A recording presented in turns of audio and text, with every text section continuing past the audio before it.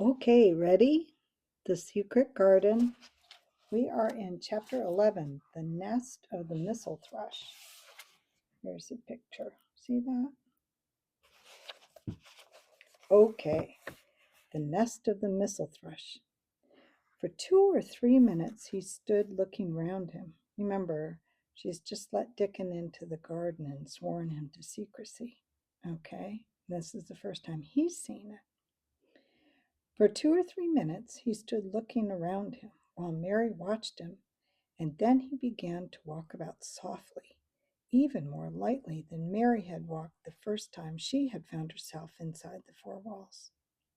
His eyes seemed to be taking in everything: the gray trees with the gray creepers climbing over them and hanging from their branches, uh, the tangle on the walls and among the grass, the evergreen alcoves with the stone seats and tall flower urns standing in them.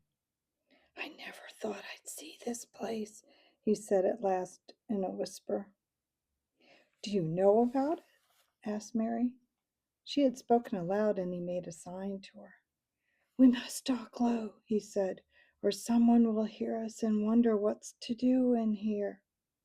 "Oh, I forgot," said Mary, feeling frightened and putting her hand quickly against her mouth. "Did you know about the garden?" she asked again when she had recovered herself. Dickon nodded. "Martha told me that there was one as no one ever went inside," he answered. "Us used to wonder what it was like." He stopped and looked round at the lovely gray tangle about him, and his round eyes looked queerly happy. "Eh, the nest'll be here come springtime," he said. "It'd be the safest nestin' place in England. No one ever comin' near and tangles of trees and roses to build in. I wonder all the poor birds in the moor don't build here." Mistress Mary put her hand on his arm again without knowing it. "Will there be roses?" she whispered. "Can you tell? I thought perhaps they were all dead." He stepped over to the, oh, excuse me. No, not them, not all of them, he answered. "Look here." He stepped over to the nearest tree, an old one with gray lichen all over its bark, but holding a curtain of tangled sprays and branches. He took a thick knife out of his pocket and opened one of the blades. "There's lots of dead wood as ought to be cut out," he said, "and there's lots of old wood, but it's made some new last year. This here's a new bit," and he touched a shoot which looked brownish green instead of hard, dry gray. Mary touched it herself in an eager, reverent way.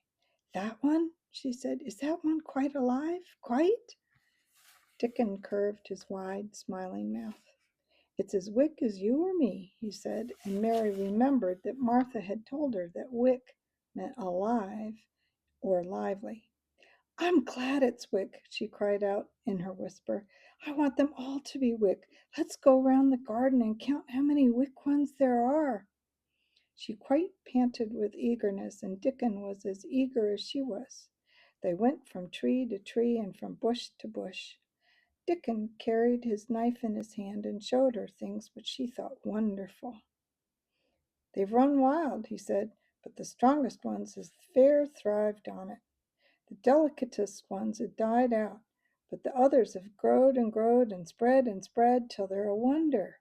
See here," and he pulled down a thick, gray, dry-looking branch. "A body might think this was dead wood, but I don't believe it is, down to the root. I'll cut it as low and down and see." He knelt and with his knife cut the lifeless-looking branch through, not far above the earth. "There," he said exultantly. "I told thee so. There's green in that wood yet. Look at it." Mary was down on her knees before he spoke, gazing with all her might. "When it looks a bit greenish and juicy like that, it's wick," he explained. "When the inside is dry and breaks easy, like this here piece I've cut off, it's done for. There's a big root here as all this live wood sprung out of it, and if the old wood's cut off and dug round and took care of, there'll be," He dropped down and lifted his face to look up at the climbing and hanging sprays above him. There'll be a fountain of roses here this summer. They went from bush to bush and from tree to tree. He was very strong and clever with his knife and knew how to cut the dry and dead wood away, and could tell when an unpromising bough or twig had still green life in it. In the course of half an hour, Mary thought she could tell too, and when he cut through a lifeless looking branch, she would cry out joyfully under her breath when she caught sight of the least shade of moist green. The spade and hoe and fork were very useful. He showed her how to use the fork while he dug around roots with the spade and stirred the earth and let the air in. They were working industriously round one of the biggest standard roses when he caught sight of something which made him utter an exclamation of surprise. "Why," he cried, pointing to a grass a few feet away, "who did that there?" It was one of Mary's own little clearings round the pale green points.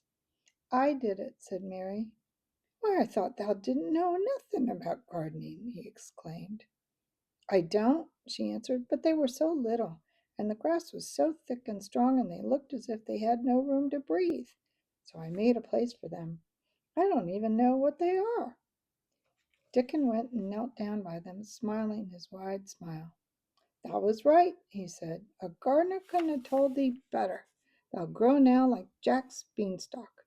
There are crocuses and snowdrops, and these here is narcissus," and turning to another patch, "and here's daffodillies. Hey, they'll be a sight."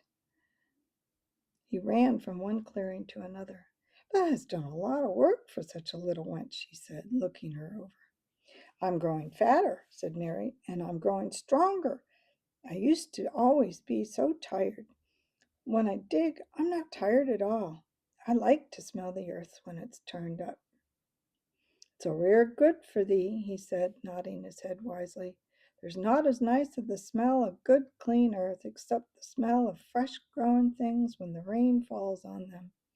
I get out on the moor many a day when it's raining, and I lie under a bush and listen to the soft swish of drops on the heather, and I just sniff and sniff.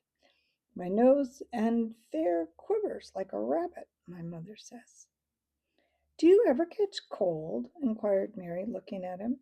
She had never seen such a funny boy or such a nice one. "Not me," he said, grinning. "I never catched cold since I was born. I wasn't brought up nesh enough. I've chased about the moor in all weathers, same as the rabbits does.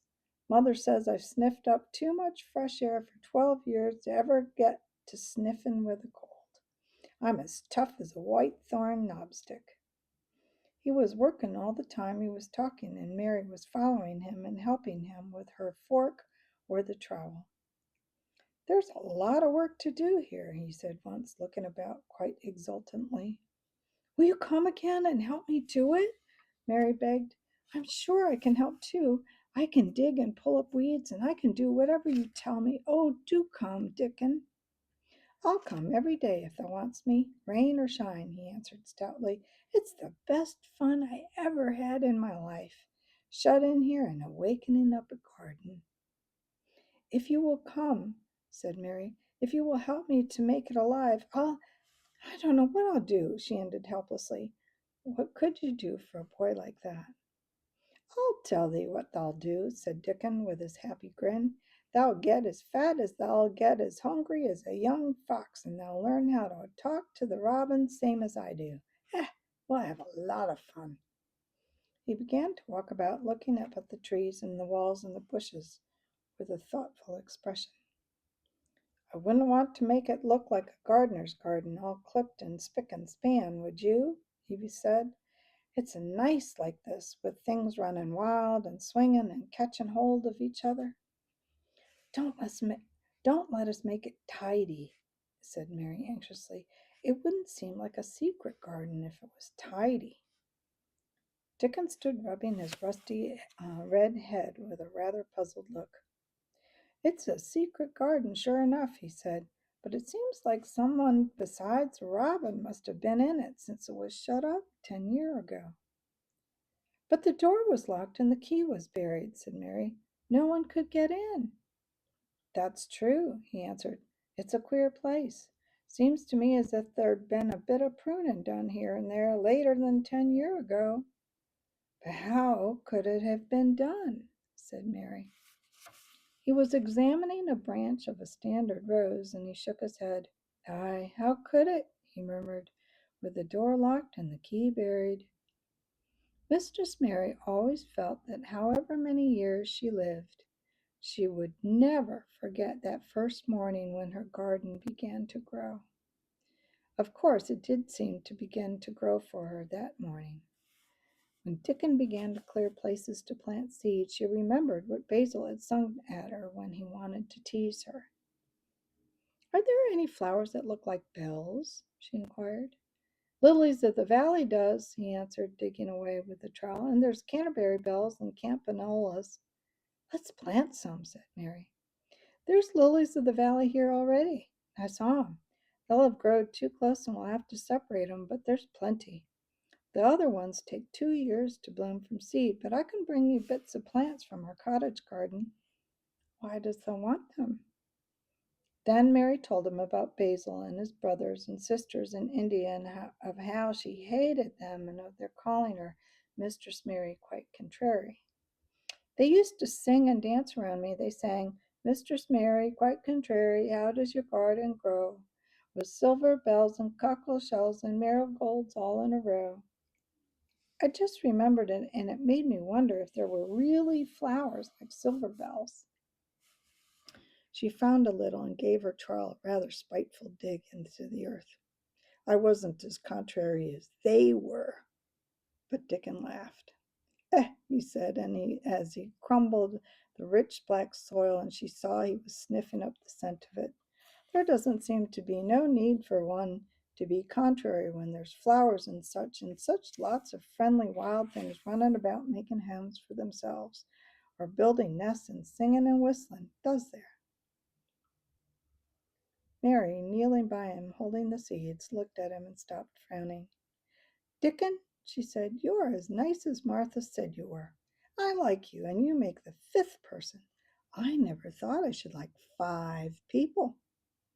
Dickon sat up on his heels as Martha did when she was polishing the grate. He did look funny and delightful, Mary thought, with his round blue eyes and red cheeks and happy-looking turned-up nose. Only 5 folk as the likes, he said. Who's the other 4? Your mother and Martha, Mary checked them off on her fingers, and the Robin and Ben Weatherstaff. Dickon laughed so hard that he was obliged to stifle the sound by putting his arm over his mouth. I know thou thinks I'm a queer lad, he said, but I think thou art the queerest little lass I ever saw. Then Mary did a strange thing. She leaned forward and asked him a question that she had never dreamed of asking anyone before. And she tried to ask it in Yorkshire because that was his language, and in India a native was always pleased if you knew his speech. Dost thou like me? She said. He answered heartily, that I does. I believe thou wonderful, and so does the robin, I do believe. That's 2 then, said Mary. That's 2 for me. And then they began to work harder than ever and more joyfully. Mary was startled and sorry when she heard the big clock in the courtyard strike the hour of her midday dinner. I shall have to go, she said mournfully, and you will have to go too, won't you? Dickon grinned. My dinner's easy to carry about with me, he said. Mother always lets me put a bit of something in my pocket. He picked up his coat from the grass and brought out of pocket a lumpy little bundle tied up quite clean in a coarse blue and white handkerchief. It held 2 thick pieces of bread with a slice of something laid between them. It's often as not but bread, he said. Mine's thinking with it today. Got a queer dinner, but he seemed to it. Run and get that. I'll be done with mine first. I'll get some more work done before I start back home. He sat down with his back against a tree. I'll call the robin up, he said, and give 'em a bit of rind of the bacon to peck at. They likes a bit of fat wonderful. Mary could scarcely bear to leave him. Suddenly it seemed as if he might be a sort of wood fairy who might be gone when she came back to the garden again. He seemed too good to be true. She went slowly halfway to the door in the wall, and then she stopped and went back. Whatever happens, you would never tell, she said. His poppy-colored cheeks were distended with his first big bite of bread and bacon, but he managed to smile encouragingly. If thou was a missel thrush and showed me where thy nest was, dost thou think I'd tell anyone? Not me, he said. Thou art as safe as a missel thrush. And she was quite sure she was. So, next time, chapter 12, might I have a bit of earth. Until then,